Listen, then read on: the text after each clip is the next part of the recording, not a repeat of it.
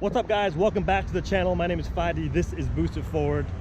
Happy to be out of the cold in Michigan, down here in South Florida. Super excited, and I have a familiar face here. If you guys remember this car right here, this is the Porsche that claimed the world's fastest stock motor Porsche in the world for the half-mile event, where it went 186 miles an hour GPS verified.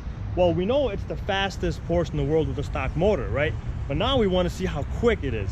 So I am here with the owner, and we are about to go to PBIR to see what the car can do at the track.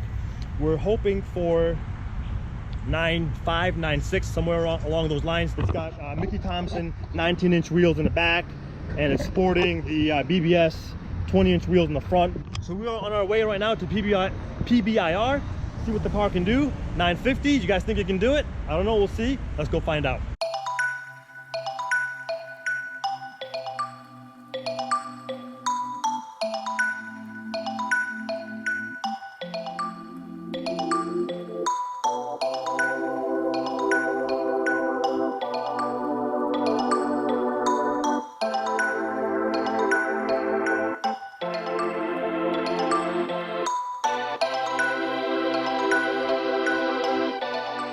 All right, so we just got to PBIR for the drag strip to see what this car can do. I'm actually pretty surprised that DA, if you look at it here, it's 831, which is pretty impressive. I mean, I thought being in Florida and the humidity, it was gonna be a lot more than that, but it actually is not bad. 831 is pretty good DA. So we're gonna strap on the cameras to this beast and let's see what it can do.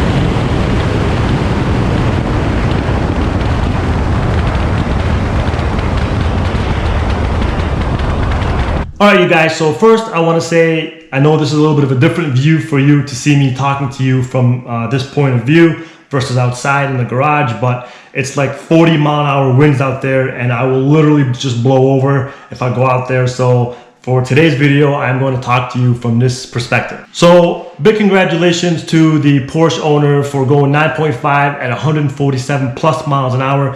That's a very impressive ET, and a equally as impressive, if not more impressive, mile an hour. You know, the power to weight ratio on that car is not really all that impressive, right? I mean, the car makes 800 wheel horsepower and it weighs 3,600 pounds without the driver in the car. With the driver in the car, you're talking about a 3,800 pound race weight. So the power to weight ratio is not all that impressive, yet the car was still able to go a 9.5 at 147 plus miles an hour. And I really think this is a testament to the Porsche as a vehicle itself, you know, from suspension geometry to the all-wheel drive system to the PDK transmission, and of course, not to mention the great tuning capabilities of ES motors. So congratulations to the owner for hitting your goal. Very impressive. I think that car has more in it. I think we will see a 9.4 in the near future, so stay tuned for that. All right, so coming up next, I'm very excited to tell you guys about the race that's locked in. So as you guys may remember, I talked to you about a race with Dragtimes McLaren 720S versus my ES850 RS 911 Turbo S. That race is now 100% locked in. Dragtimes is on board. The track rental is paid for. The car is ready to go. Everything's all set. The race just now has to happen. The car right now, my car is at AIM Performance in New Jersey. It's about 95% done.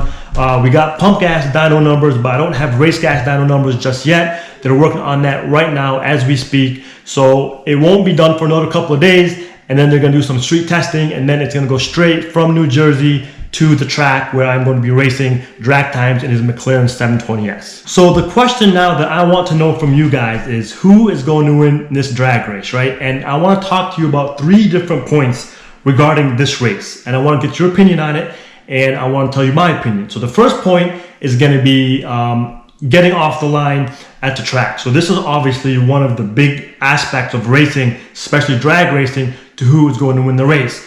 So some of you guys are probably thinking, well, I have all-wheel drive and Drag Times has a 720S, which is rear-wheel drive, so therefore I have a big advantage. But if you look back at some of his videos, one in particular, I mean, Drag Times has gone 0 to 60 in not 6, no, that'd be bad.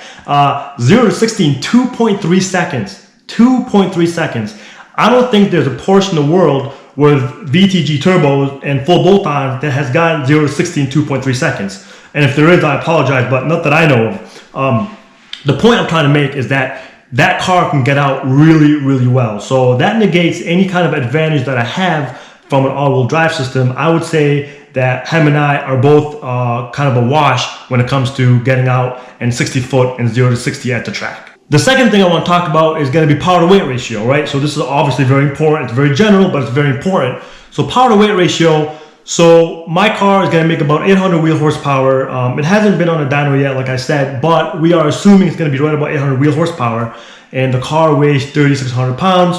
You know, Drag Times McLaren 720S, he already weighed it on a 4-point scale, and it was about 3160 if I remember correctly. And he's making about 700 wheel horsepower. So the power to weight ratio for both of us is going to be about mid fours pound per horsepower. So that's also a wash. So the next thing I want to talk about is going to be experience. Now this is where I feel I am at a disadvantage. So obviously, if you guys watch Drag Times videos, you know, he is consistently and continuously drag racing. He loves drag racing. That's what he does. He's very good at it. He practices cutting a strong light every time he's out there. So he has a lot of experience with cutting a light and drag racing in general, where I, on the other hand, Pablo and I like to go do some roll-ons in Mexico. So I don't really have that experience that Drag Times does, but luckily, what I do have is a car that is basically dummy proof, right? The Porsche 911 Turbo S.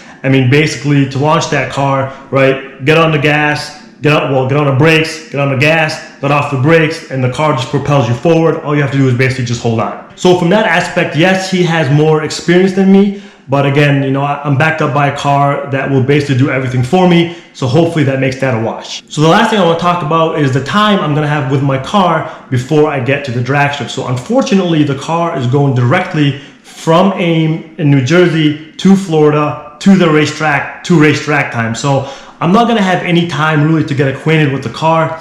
So that's not really good. But this kind of back ties with what I was saying earlier about the Porsche being basically dummy proof, right? So yes, I don't have that much time with the car, but then again, I have a car that's going to do everything for me. So do I really need all that practice to do a good job on the drag strip?